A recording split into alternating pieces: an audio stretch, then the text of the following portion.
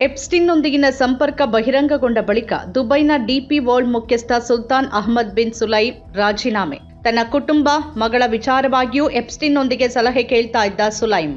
ಶಿಕ್ಷೆಗೊಳಗಾದ ಲೈಂಗಿಕ ಅಪರಾಧಿ ಜಫ್ರಿ ಎಪ್ಸ್ಟೀನ್ ಜೊತೆಗಿನ ಸಂಪರ್ಕಗಳು ಬಹಿರಂಗವಾದ ಹಿನ್ನೆಲೆಯಲ್ಲಿ ದುಬೈ ಮೂಲದ ಜಾಗತಿಕ ಬಂದರು ನಿರ್ವಹಣಾ ದೈತ್ಯ ಡಿಪಿ ವರ್ಲ್ಡ್ನ ಅಧ್ಯಕ್ಷ ಹಾಗೂ ಮುಖ್ಯ ಕಾರ್ಯನಿರ್ವಾಹಕ ಸುಲ್ತಾನ್ ಅಹ್ಮದ್ ಬಿನ್ ಸುಲೈಮ್ ತಮ್ಮ ಹುದ್ದೆಗೆ ರಾಜೀನಾಮೆ ನೀಡಿದ್ದಾರೆ. ಹೊಸದಾಗಿ ಬಿಡುಗಡೆಯಾದ ದಾಖಲೆಗಳಲ್ಲಿ ಸುಲೈಮ್ ಮತ್ತು ಎಪ್ಸ್ಟೀನ್ ನಡುವೆ ನೂರಾರು ಇಮೇಲ್ಗಳ ವಿನಿಮಯ ನಡೆದಿರುವುದು ಬಹಿರಂಗವಾಗಿದ್ದು, ಇದರಿಂದ ಸಂಸ್ಥೆಯ ಮೇಲೆ ವ್ಯಾಪಕ ಒತ್ತಡ ಹೆಚ್ಚಾಗಿತ್ತು ಅಂತ ಬಿಬಿಸಿ ವರದಿ ಮಾಡಿದೆ. ಡಿಪಿ ವರ್ಲ್ಡ್ ಪ್ರಕಟಿಸಿದ ಹೇಳಿಕೆಯಲ್ಲಿ ತಕ್ಷಣದಿಂದಲೇ ಜಾರಿಗೆ ಬರುತ್ತೆ ಅಂತ ರಾಜೀನಾಮೆ ಘೋಷಿಸಿದೆ.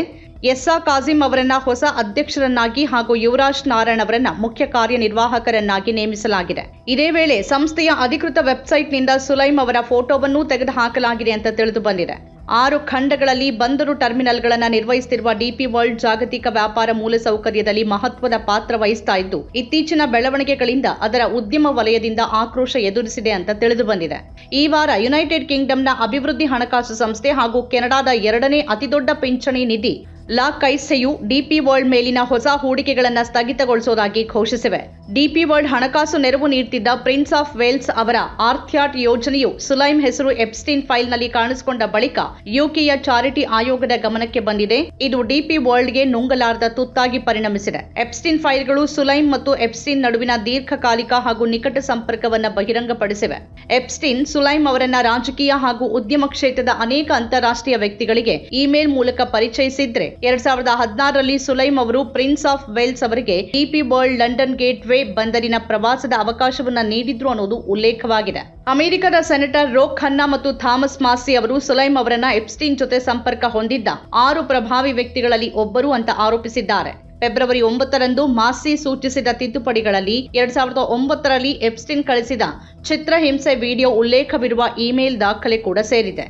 ಆ ಇಮೇಲ್ ಸ್ವೀಕರಿಸಿದವರು ಚೀನಾ, ಅಮೆರಿಕ ನಡುವೆ ಪ್ರಯಾಣ ಮಾಡ್ತಿರೋದಾಗಿ ಉತ್ತರಿಸಿದ್ದರೂ ಅದರ ಸಂದರ್ಭ ಸ್ಪಷ್ಟವಾಗಿಲ್ಲ. ಆ ಇಮೇಲ್ ಸ್ವೀಕರಿಸಿದವರು ಸುಲೈಮ್ ಅಂತ ಅಮೆರಿಕ ಅಧಿಕಾರಿಗಳು ಬಹಿರಂಗಪಡಿಸಿದ್ದಾರೆ.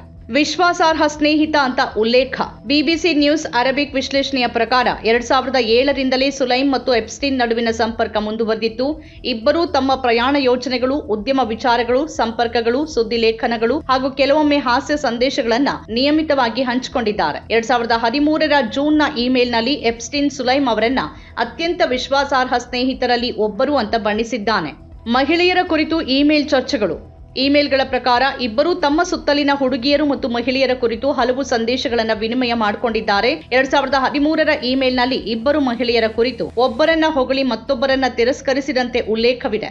4 ವರ್ಷಗಳ ನಂತರ ಇಮೇಲ್ಗಳಲ್ಲಿ ಎಪ್ಸ್ಟೀನ್ನ ಖಾಸಗಿ ಮಸಾಜ್ ಮಾಡೋಳು ಟರ್ಕಿಯ ಹೋಟೆಲ್ನಲ್ಲಿ ವಿಸ್ತೃತ ತರಬೇತಿ ಕಾರ್ಯಕ್ರಮಕ್ಕಾಗಿ ವ್ಯವಸ್ಥೆ ಮಾಡಲಾಗಿದೆ ಅಂತ ದಾಖಲೆಗಳು ಸೂಚಿಸುತ್ತೆ. ಆ ಮಹಿಳೆ ರಷ್ಯಾ ಪಾಸ್ಪೋರ್ಟ್ ಹೊಂದಿದ್ದಾಳೆ ಅನ್ನೋದನ್ನು ದೃಢಪಡಿಸಲಾಗಿದೆ. 2015ರ ಸಂಬಂಧವಿಲ್ಲದ ಇಮೇಲ್ನಲ್ಲಿ ರಷ್ಯಾ ಎಲ್ಲ ಸುಂದರ ಮಹಿಳೆಯರ ಮೂಲ ಅಂತ ಸುಲೈಮ್ ಅಭಿಪ್ರಾಯ ವ್ಯಕ್ತಪಡಿಸಿದ್ದಾರೆ. 2 ಪ್ರತ್ಯೇಕ ಇಮೇಲ್ಗಳಲ್ಲಿ ಸುಲೈಮ್ಗೆ ಐರಿಷ್ ಹಾಗೂ ಉಜ್ಬೇಕ್ ಮೂಲದ ಗರ್ಲ್ಫ್ರೆಂಡ್ಗಳಿದ್ರು ಅನ್ನೋದು ತಿಳಿದು ಬರುತ್ತೆ. 2017ರಲ್ಲಿ ಇದು ನನ್ನ ಹೊಸ 22 ವರ್ಷದ ಉಜ್ಬೇಕ್ ಗೆಳತಿ ಅಂತ ಬರೆದಿದ್ದಾಗ ಎಪ್ಸ್ಟೀನ್ ಆಕೆಯ ಪಾಸ್ಪೋರ್ಟ್ ಪ್ರಕಾರ 23 ವರ್ಷ ಅಂತ ಸರಿಪಡಿಸಿರೋದು ಕಂಡು ಬಂದಿದೆ. ಮ್ಯಾಂಡೆಲ್ಸನ್ ಸಂಪರ್ಕ.